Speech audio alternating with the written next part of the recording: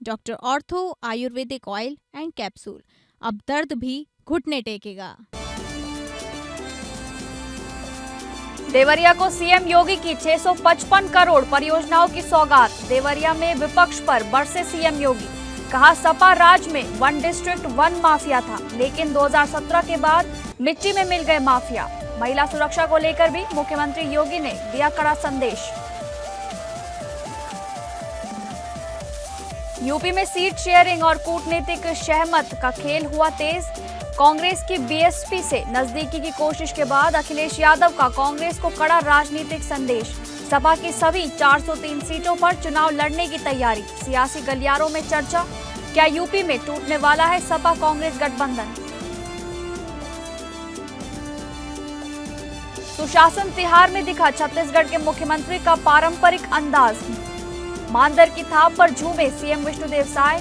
ग्रामीणों संग मानदर बजाकर सीएम साय ने जीता दिल। लोक संस्कृति के रंग में रंगे नजर आए मुख्यमंत्री साय।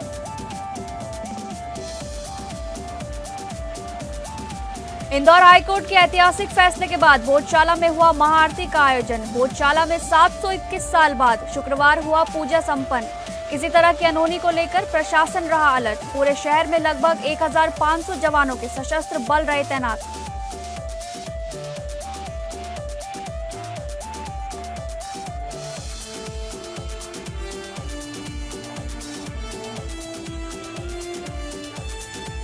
नमस्कार, आप सभी का बहुत बहुत स्वागत है इस बुलेटिन में। मैं हूं आपके साथ शालिनी राणा। शुरुआत करेंगे बुलेटिन की। उत्तर प्रदेश के मुख्यमंत्री योगी आदित्यनाथ आज देवरिया पहुंचे, जहां उनका कार्यकर्ताओं और प्रशासनिक अधिकारियों ने जोरदार स्वागत किया। कार्यक्रम स्थल पर भारी संख्या में लोगों की भीड़ उमड़ी। मुख्यमंत्री ने जिले को 655 करोड़ 45 लाख रुपए की 19 बड़ी विकास परियोजनाओं की सौगात देते हुए लोकार्पण और शिलान्यास किया। जनसभा को संबोधित करते हुए मुख्यमंत्री योगी आदित्यनाथ ने प्रदेश सरकार की उपलब्धियों को गिनाया। उन्होंने कहा कि उनकी सरकार ने उत्तर प्रदेश में विकास और कानून व्यवस्था को नई पहचान दी है। मुख्यमंत्री ने दावा किया कि पहले प्रदेश में भय और माफियाओं का राज था, लेकिन अब अपराधियों पर सरकार की सख्त कार्रवाई जारी है। उन्होंने कहा कि पहले एक जिला एक माफिया की स्थिति थी, लेकिन अब सरकार ने माफियाओं का सफाया कर दिया है। मुख्यमंत्री ने महिला सुरक्षा को लेकर भी कड़ा संदेश दिया। उन्होंने कहा कि प्रदेश में मां बहनें पूरी तरह सुरक्षित हैं और बेटियों के सम्मान के साथ खिलवाड़ करने वालों को तुरंत सजा मिलती है। मुख्यमंत्री ने विपक्ष पर हमला बोलते हुए कहा कि पहले की सरकारों में विकास केवल कागजों तक सीमित था, जबकि अब सड़क, स्वास्थ्य, शिक्षा और रोजगार के क्षेत्र में तेजी से काम हो रहा है। आज से 10 वर्ष पहले कोई सोचता भी नहीं था कि 4 लेन की सड़कें हो पाएंगी। समाजवादी पार्टी सरकार के द्वारा तुष्टीकरण की नीति पर चल करके जो उस समय व्यवस्था पैदा की गई थी, उसके खिलाफ आंदोलन करने के लिए कभी भारतीय जनता पार्टी, कभी हिंदू वानी, कभी व्यापारिक संगठनों के नेतृत्व में उन कार्यक्रमों का हिस्सा बनने के लिए आना पड़ता था। और तब मैं देखता था कि गोरखपुर से देवरिया की सड़क 2 लेन बमुश्किल थी और उसमें भी कहीं कहां पर वो सिंगल लेन ही थी। हमें चोरी चोरा में वहां पर जाम में फंसना होता था क्योंकि वहां रेलवे क्रॉसिंग था। अगली खबर का रुख करेंगे। उत्तर प्रदेश की राजनीति में एक बार फिर सीट शेयरिंग और कूटनीतिक सहमत का खेल तेज हो गया है। समाजवादी पार्टी यानी कि सपा के राष्ट्रीय अध्यक्ष अखिलेश यादव ने सहयोगियों, खासकर कांग्रेस को एक बेहद नपातुला और कड़ा राजनीतिक संदेश दिया है। अखिलेश यादव ने कहा कि आगामी चुनावों के लिए समाजवादी पार्टी उत्तर प्रदेश की सभी 403 विधानसभा सीटों पर अपने कार्यकर्ताओं और संगठन को पूरी तरह मुस्तैद कर चुकी है। उन्होंने साफ किया कि गठबंधन में जो भी दल साथ लड़ेगा, उसे सपा के मजबूत बूथ स्तर के संगठन का फायदा मिलेगा। उनका नारा है, बात सीट की नहीं, जीत की है।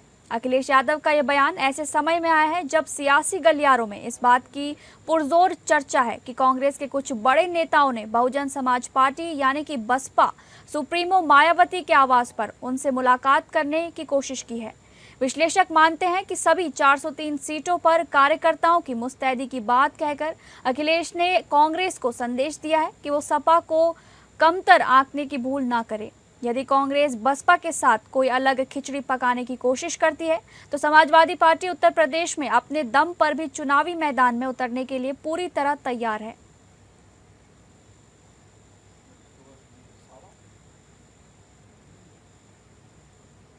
अगली खबर, चंपावत के सीमांत और दूरस्थ क्षेत्रों में पेयजल संकट से जूझ रहे ग्रामीणों के लिए एक बड़ी राहत की खबर सामने आई है। उत्तराखंड के मुख्यमंत्री पुष्कर सिंह धामी ने तामली क्षेत्र के तामली मल्टी विलेज पंपिंग पेयजल योजना को बड़ी सौगात देते हुए 14 करोड़ 57 लाख से अधिक की प्रशासनिक और वित्तीय स्वीकृति प्रदान की है।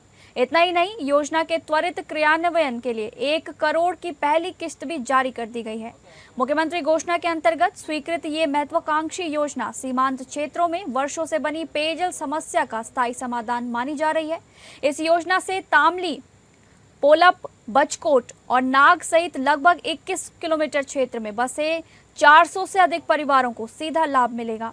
अब ऊंचाई वाले दुर्गम गांवों तक भी नियमित, स्वच्छ और निर्बाध पेयजल आपूर्ति सुनिश्चित की जाएगी। सरकार द्वारा इस योजना के तहत अत्याधुनिक लिफ्ट यानी पंपिंग आधारित पेयजल प्रणाली विकसित की जाएगी, जिससे पहाड़ी इलाकों में पानी की आपूर्ति को मजबूत और स्थायी बनाया जा सके।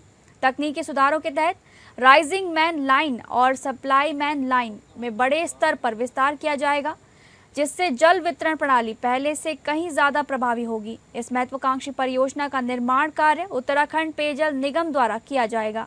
वहीं जिलाधिकारी मनीष कुमार ने कहा है कि ये योजना की नियमित मॉनिटरिंग और गुणवत्ता की सख्त निगरानी की जाएगी, ताकि ग्रामीणों को जल्द से जल्द इसका लाभ मिल सके।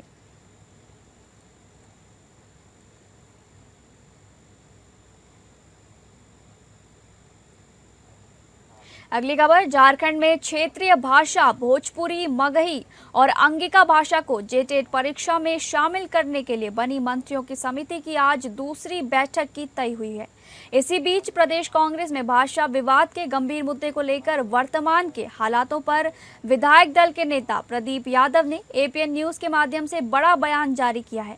तो वहीं उन्होंने वित्त मंत्री राधाकृष्ण किशोर की नाराजगी पर टिप्पणी करते हुए अपनी ओर से कांग्रेस पार्टी में कलह से इनकार करते हुए समिति द्वारा उचित फैसले के लिए जाने की उम्मीद भी जताई है।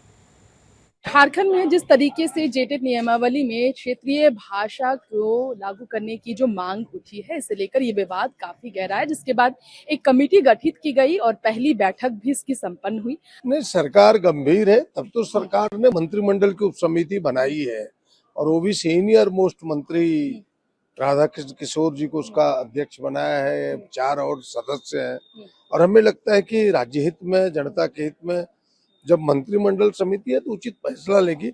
जब तक फैसला नहीं आ जाता है तब तक कुछ कहना जल्दी होगा। क्योंकि बिहार से सटा आपका भी क्षेत्र है, तो आप इस पर क्या से सहमति जताते हैं इस मुद्दे पर? नहीं, बिहार से सटा से मतलब नहीं है। यहाँ जितनी भाषाएं बोली जाती है, किन वो समिति देखेगी किन कारणों से उनका नाम कटा, फिर जुटना चाहिए कि नहीं, क्या उसके दुष्परिणाम होंगे, क्या उसके सकारात्मक परिणाम होंगे।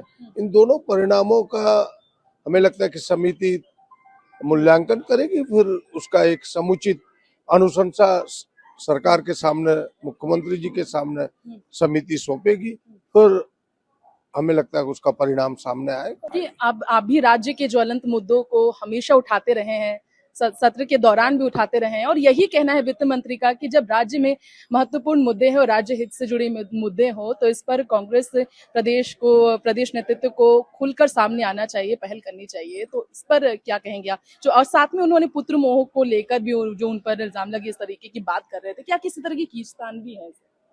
नहीं, हम इसे नहीं मानते। सब लोग लोकतांत्रिक, कांग्रेस पार्टी थोड़ी ज्यादा लोकतांत्रिक है।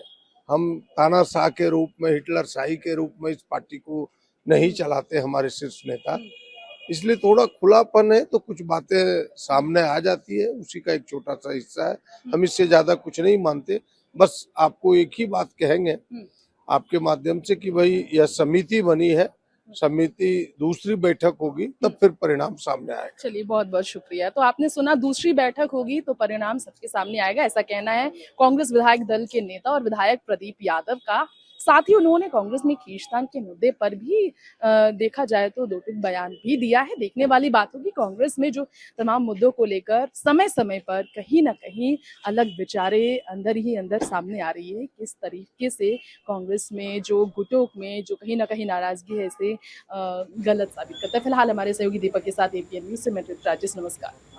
अगली खबर का रुख करेंगे, जहां छत्तीसगढ़ के मुख्यमंत्री विष्णुदेव साय सुशासन त्योहार के दौरान बेहद सहज और पारंपरिक अंदाज में नजर आए। राज्य के दूरस्थ ग्रामीण क्षेत्रों में आयोजित कार्यक्रम में उन्होंने स्थानीय कलाकारों और ग्रामीणों के साथ मांदर की थाप पर जमकर कदम ताल की। मुख्यमंत्री का यह आत्मीय रूप वहां मौजूद लोगों के बीच आकर्षण का केंद्र बना रहा। कार्यक्रम के दौरान सीएम साय ने न केवल पारंपरिक नृत्य में हिस्सा लिया बल्कि मांदर बजाकर स्थानीय संस्कृति से अपने जुड़ाव को भी प्रदर्शित किया।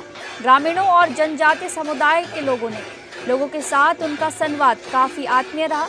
इस दौरान उन्होंने लोगों से सीधे बातचीत कर सरकारी योजनाओं और सुविधाओं की जमीनी हकीकत का फीडबैक भी लिया।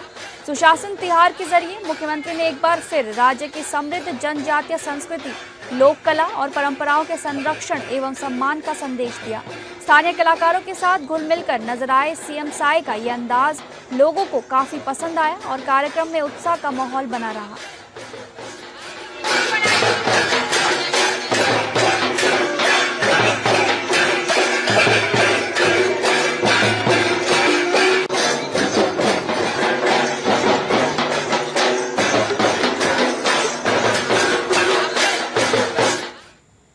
अगली खबर, झारखंड में मतदाता सूची के विशेष गहन पुनरीक्षण यानी कि एसआईआर को लेकर मुख्य निर्वाचन पदाधिकारी के रवि कुमार ने बड़ी घोषणा की। रांची स्थित इलेक्शन कमीशन ऑफ इंडिया के निर्वाचन सदन में आयोजित एक दिवसीय ओरिएंटेशन कार्यक्रम में उन्होंने कहा कि 20 जून 2026 से राज्य भर में विशेष गहन पुनरीक्षण अभियान शुरू किया जाएगा। इस दौरान संबंधित मतदान केंद्र क्षेत्रों में बीएलओ घर घर जाकर मतदाताओं का सत्यापन करेंगे ताकि कोई भी पात्र भारतीय नागरिक मतदाता सूची से वंचित न रहे। मुख्य निर्वाचन पदाधिकारी ने बताया कि 20 जून से 29 जून तक तैयारी, प्रशिक्षण और आवश्यक मुद्रण कार्य किए जाएंगे। इसके बाद 30 जून से 29 जुलाई तक बीएलओ मतदाताओं को इन्यूमरेशन फॉर्म उपलब्ध कराते हुए घर घर सत्यापन का कार्य करेंगे। प्रारूप मतदाता सूची का प्रकाशन 5 अगस्त को होगा, जबकि 5 अगस्त से 4 सितंबर तक दावा और आपत्तियां दर्ज कराई जा सकेंगी। दावों और आपत्तियों के निस्तारण की प्रक्रिया 3 अक्टूबर तक चलेगी और अंतिम मतदाता सूची 7 अक्टूबर को प्रकाशित की जाएगी। देखिए, एक बीएलओ को 1200 घर का नहीं 1200 वोटर का है। एवरेज है लगभग आपका 950 वोटर का होता है। वो बीएलओ भी अपने क्षेत्र का बीएलओ है। वो कहा नॉर्मली वो यहाँ झारखंड में देख लेंगे कहाँ घर है वहां का ही वोटर है।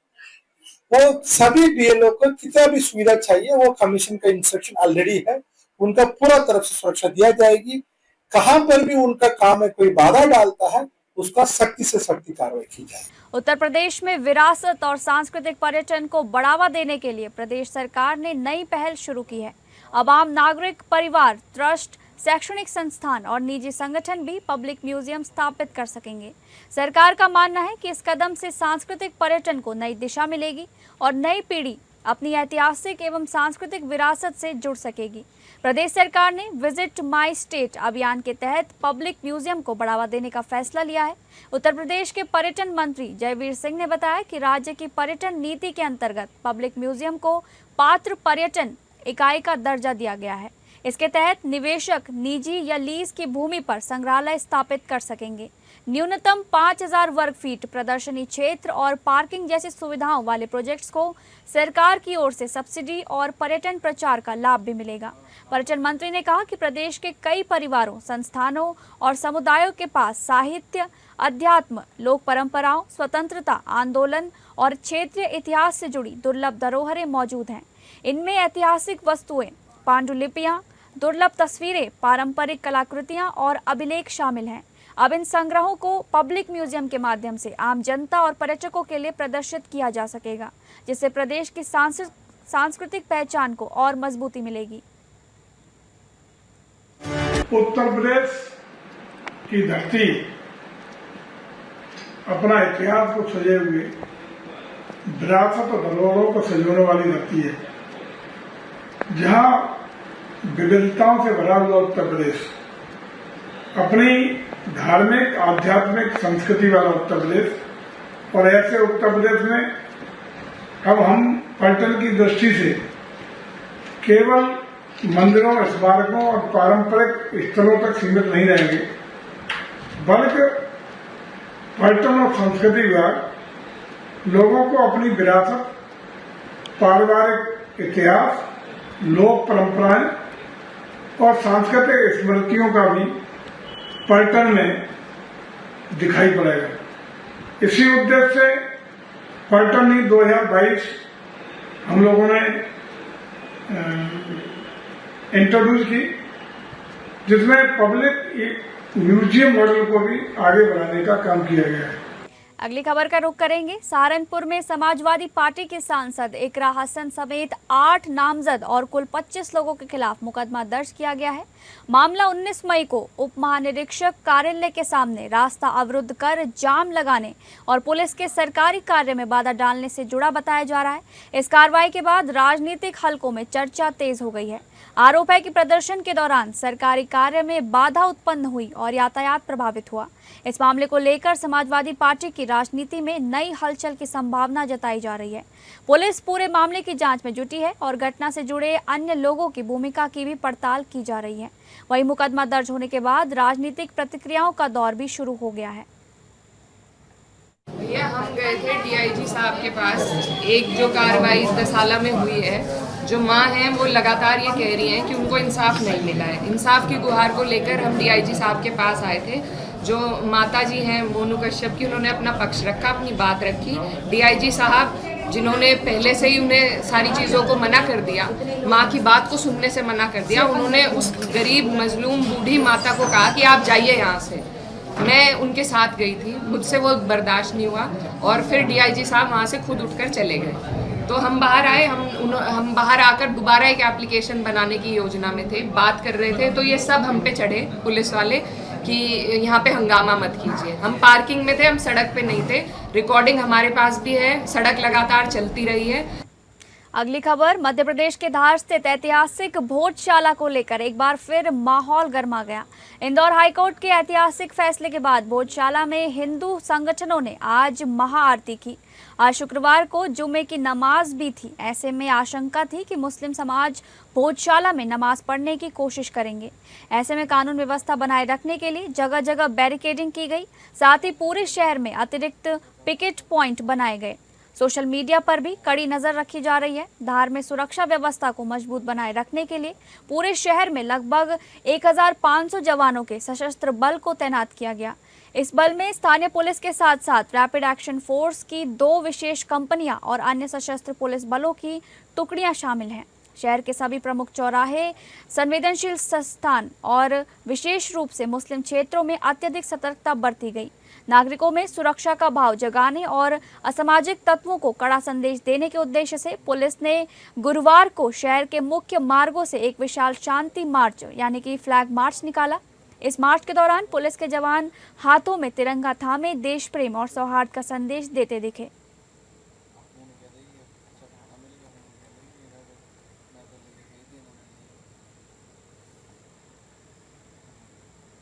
अगली खबर का रुख करेंगे। हावड़ा बड़बिल जनशताब्दी एक्सप्रेस में सफर के दौरान इंसानियत को झकझोर देने वाली एक सनसनीखेज घटना सामने आई।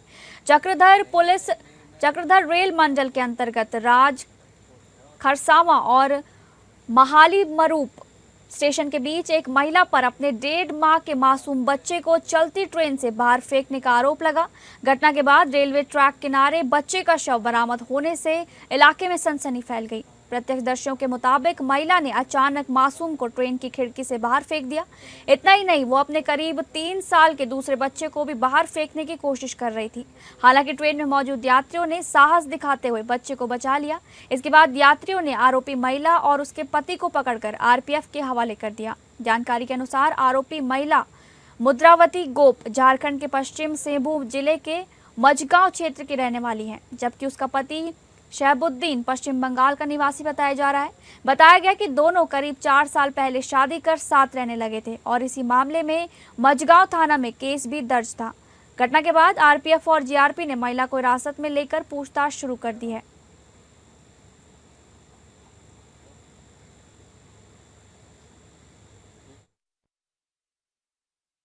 हाँ, तो वहाँ से खाली गाड़ी जस्ट छोड़े हैं महालीमुरु से। हाँ, हम उसको वहाँ का आदमी को पूछा कि माझगांव कितना दूर में है, ये बोला स्टॉप जो रुकेगा वो माझगांव है, चाय बस आ रहा।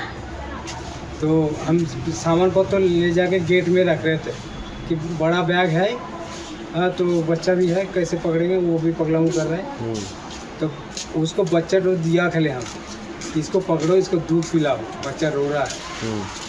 बैग यहाँ से वहाँ तक होगा, गेट से मेरा सीट, वहाँ खाली बैग रख के आया, बच्चा तक उससे पहले फेंक दिया, बच्चा फेंक दिया, खिड़की से फेंक दिया बच्चा। कितना छोटा बच्चा था? 1.5 साल का है। 4 तारीख को, अगले महीने 4 तारीख 3:30 बजे 3:15 को हुआ था, शनिचर को हुआ था। अगली खबर का रुख करेंगे। पुलवामा अटैक का मास्टरमाइंड हमजा बुरहान आखिरकार मारा गया। पाकिस्तान के रहने वाले हमजा बुरहान को बाइक सवार अज्ञात हमलावरों ने धुरंधर स्टाइल में गोलियों से भून डाला। हमजा बुरहान अलबदर का कमांडर था। जम्मू कश्मीर में हुए कई आतंकी हमलों में इसका हाथ रहा है, जिसके साथ असली नाम अर्जुमंद गुलजार डार है। बताया जा रहा है कि हमजा बुरहान को पीओके के मुजफ्फराबाद में दफ्तर के सामने गोली मार दी गई। वो बाहर निकल रहा था, तभी बाहर आए अज्ञात हमलावरों ने उसे गोलियों से भून डाला। पीओके में अल बद्र आतंकी संगठन से जुड़े व्हाइट कॉलर इस्लामिस्ट कहे जाने वाले आतंकी और पेशे से डॉक्टर अर्जुमंद डार उर्फ हमजा बुरहान को आतंकी अगला हाफिज सईद तक बताते थे। 14 फरवरी 2019 में पुलवामा में हमला हुआ था, जिसमें सीआरपीएफ के 14 जवान शहीद हो गए थे।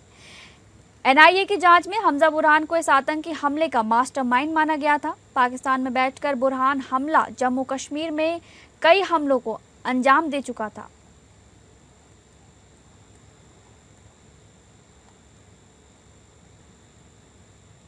अमेरिकी राष्ट्रपति डोनाल्ड ट्रंप ने कहा है कि वो ईरान के संवर्धित यूरेनियम भंडार को अमेरिका हासिल करके रहेगा। व्हाइट हाउस में पत्रकारों से बात करते हुए ट्रंप ने कहा कि हम इसे ईरान के पास नहीं रहने देंगे। इस दौरान उन्होंने कब्जे में लेने के बाद यूरेनियम को नष्ट करने का संकेत दिया। अमेरिका और ईरान के बीच शांति वार्ता में तेहरान का यूरेनियम भंडार एक प्रमुख मुद्दा है। ईरान ने कहा है कि वो अमेरिका को अपना यूरेनियम नहीं सौंपेगा। माना जाता है कि ईरान के पास लगभग 400 किलोग्राम से ज्यादा यूरेनियम है, जो 60% तक संवर्धित है। ट्रंप का कहना है कि लगभग 1 साल पहले जून 2025 में अमेरिका और इजराइल के ईरानी परमाणु सुविधाओं पर हवाई हमलों के दौरान जमीन में दब गया था। इस यूरेनियम को हासिल करने ट्रंप के ईरान युद्ध का मुख्य उद्देश्य है। इसका मकसद तेहरान को परमाणु हथियार विकसित करने से रोकना है।